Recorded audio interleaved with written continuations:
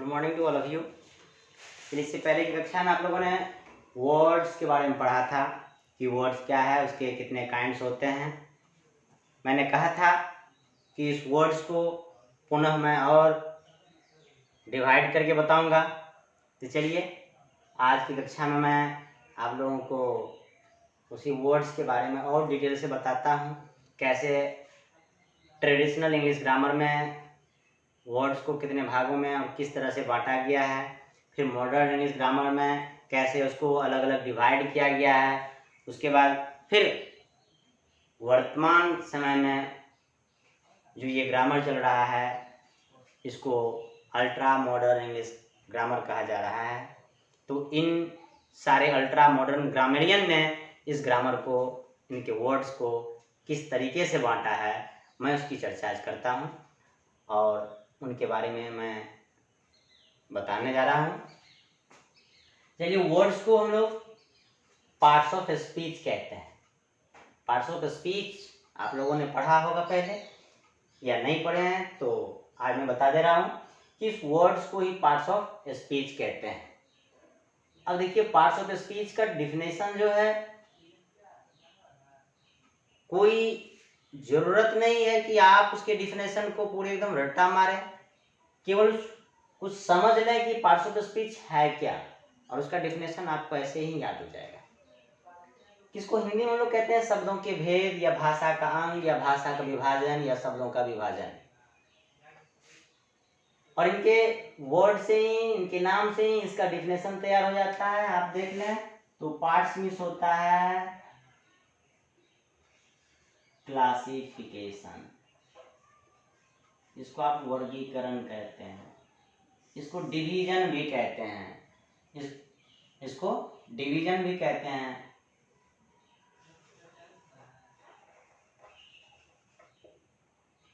इसको डिवीजन भी कहते हैं, अर्थात बंटवारा।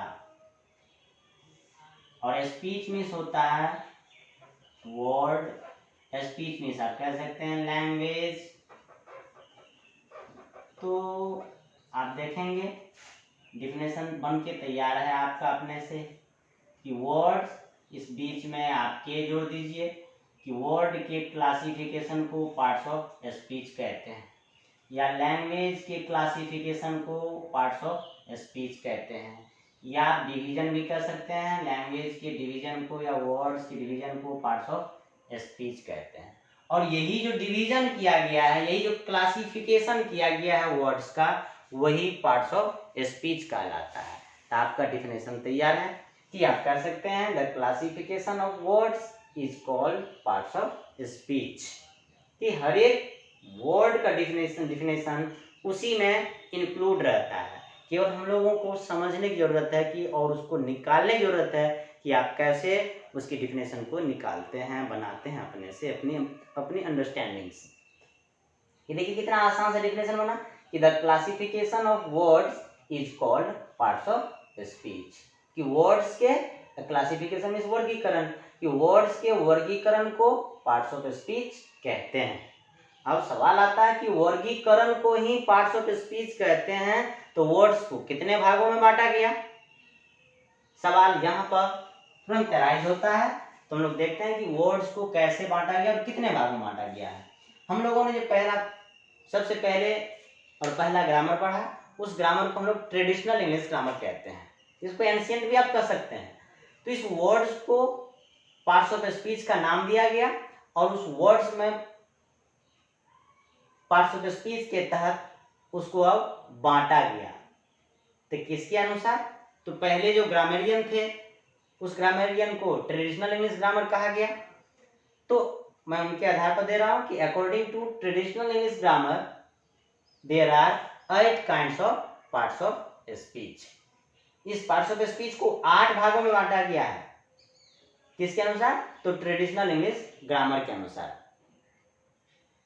तो आप अक्सर डिफिनेशन पढ़ते होंगे कि the 8 kinds of parts of speech is known as parts of speech. It means words को जो 8 भागों में बांटा गया है वही 8 भाग ही पार्ट्स ऑफ स्पीच कहलाता है। तो लेकिन यहाँ मैंने थोड़ा सा चेंज कर दिया कि classification of words is parts of speech, और कितने भागों में उसको क्लासिफाई किया गया है, तो 8 भागों में। किसके अनुसार, तो ट्रेडिशनल इंग्लिश ग्रामेरियन के अनुसार। तो वो कौन कौन है, noun, pronoun, adjective, verb, adverb, preposition, conjunction and interjection, ये 8 पार्ट्स हैं इसके, पार्ट्स ऑफ स्पीच के। तो वो ये सारे पार्ट्स जो हैं according to traditional English grammar के अनुसार है। अब देखते हैं कि ये ट्रेडिशनल इंग्लिश ग्रामर के अनुसार जो 8 पार्ट्स बनाए गए हैं, इस 8 पार्ट्स को फिर से हम लोग आगे बढ़ते बढ़ते मॉडर्न एज आया, और मॉडर्न एज में जो ग्रामर बनाया गया उस ग्रामर को मॉडर्न ग्रामर नाम दिया गया। तो मॉडर्न ग्रामेरियन ने क्या किया, उस 8 भागों को और थोड़ा उसके set of positions and forms, इन सारी चीज़ों को देख करके फिर और थोड़ा शॉर्ट किया, फिर तो उसको आसान बनाया कि क्यों ना इसको और आसान बना दिया जाए। तो उसी के आधार पर according to modern English grammarian, अर्थात मॉडर्न इंग्लिश ग्रामर के अनुसार, there are 2 kinds of parts of speech. इसी पार्ट्स ऑफ स्पीच को, वर्ड्स को 2 भागों में बांटा गया। पहला है फ्रॉम क्लासेस और दूसरा है स्ट्रक्चर वर्ड, स्ट्रक्चर वर्ड्स। ये 2 पार्ट आ गया। अब देखिए कैसे कैसे बट रहा है। सिलेबल के आधार पर आपने 3 भागों में पढ़ा, मोनोसिलेबिक, बाइसिलेबिक और पॉलीसिलेबिक। अब according to traditional English grammar 8 भागों में इस वर्ड को बांट दिया। लेकिन मॉडर्न इंग्लिश ग्रामेरियन ने क्या किया, उस चीज को 2 भागों में बांटा, फ्रॉम क्लासेज और स्ट्रक्चर वर्ड्स, ये 2 भाग है। लेकिन चलते चलते मॉडर्न एज जो है अल्ट्रा मॉडर्न एज में कन्वर्ट हो गया। आज जो वर्तमान समय चल रहा है, ये वर्तमान समय अल्ट्रा मॉडर्न एज कहलाता है। तो इस एज में जो ग्रामर बना, जिन ग्रामेरियन ने इसको बनाया, उन्होंने इसको फिर और बांट दिया और थोड़ा अलग कर दिया उसको देख करके। तो according to modern ultra modern grammarian ने क्या किया, उस शब्द के कार्य शैली को देखते हुए उनके कार्य के आधार पर उसको फिर अलग अलग बांट दिया 3 भागों में। यहाँ on the basis of the function, उसके कार्य के आधार पर there are 3 kinds of parts of speech. इस पार्ट्स ऑफ स्पीच को उसके कार्य के आधार पर अल्ट्रा मॉडर्न इंग्लिश ग्रामेरियन ने 3 भागों में बांटा। जो पहला है कंटेंट वर्ड्स, हिंदी में कहते हैं विषय वस्तु बोधक शब्द, दूसरा है स्ट्रक्चर वर्ड्स, संरचनात्मक शब्द, और तीसरा है डिटरमाइनर्स, संख्यात्मक शब्द। ये 3 पार्ट्स है according to ultra modern English grammarian. अब कंफ्यूजन में नहीं पढ़ना है किसी को कि कौन सा पढ़ें क्या पढ़ें। मैं आपको एक साथ सारे वर्ड्स के पार्ट्स को रख करके आपके कंफ्यूजन को दूर करने के लिए ही मैंने ट्रेडिशनल, मॉडर्न, अल्ट्रा मॉडर्न को एक साथ किया, ताकि सारे स्टूडेंट्स कंफ्यूजन में हैं कि सर क्या है नहीं है, समझ नहीं आता है, और सब लगे रहते हैं ट्रेडिशनल में ही, जबकि ट्रेडिशनल में ही ये सब भी है और इन सब में भी ट्रेडिशनल है। सब ऑल आर इक्वल, सब बराबर है। तो हम लोग देखते हैं कि कैसे फ्रॉम क्लासेस में ट्रेडिशनल का कुछ पार्ट आता है और स्ट्रक्चर वर्ड में कैसे ट्रेडिशनल का कुछ पार्ट आता है। उसी को 2 भाग में बांट दिया, तो फ्रॉम और स्ट्रक्चर 4 इसमें आ गया और 4 इसमें आ गया, और 4 को इसमें और थोड़ा थोड़ा अलग अलग कर दिया। तो हम बारी बारी से देखते हैं। तो सबसे पहले आता है फ्रॉम क्लासेस क्या है।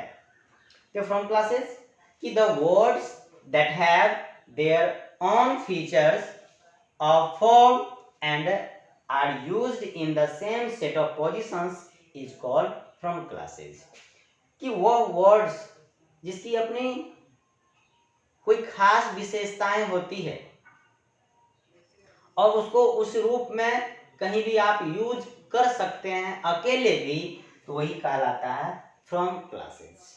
अब इस फ्रॉम क्लासेस को समझने के लिए इसके एग्जाम्पल को देखते हैं। इसके एग्जाम्पल को देखते हैं कि फ्रॉम क्लासेस क्या है। आप एग्जाम्पल को समझने के लिए कुछ देर के लिए ट्रेडिशनल इंग्लिश ग्रामर का जो है कुछ पार्ट ले आते हैं। पहला पढ़े होंगे नाउन। नाउन में रामू भी नाउन है, रामू को आप किसी भी जगह राहुल भी नाम है, इस राहुल वर्ड को किसी भी जगह आप ऐसे ही बोल देंगे तो उसका एक सही मीनिंग निकल जाता है, और इसमें कोई कुछ ऐड करने की आवश्यकता भी नहीं पड़ती है। इसका इसलिए क्या बना, अपनी फीचर्स है और इसका एक अपना फॉर्म है, और इस फॉर्म को आप सेम सेट उसी रूप में किसी भी जगह यूज कर सकते हैं, और इसका मीनिंग निकलता रहेगा, और वो भी मीनिंग सही निकलेगा, इसलिए इसका नाम पड़ा फ्रॉम क्लासेज। इसके बाद प्रोनाउन आता है, तो प्रोनाउन फ्रॉम क्लासेज के अंतर्गत नहीं आता है। एडजेक्टिव आता है, वर्ब आता है और एडवर्ब आता है, ये 4 है फ्रॉम क्लासेज में।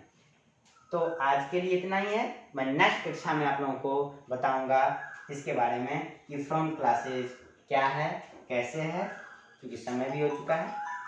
Thank you.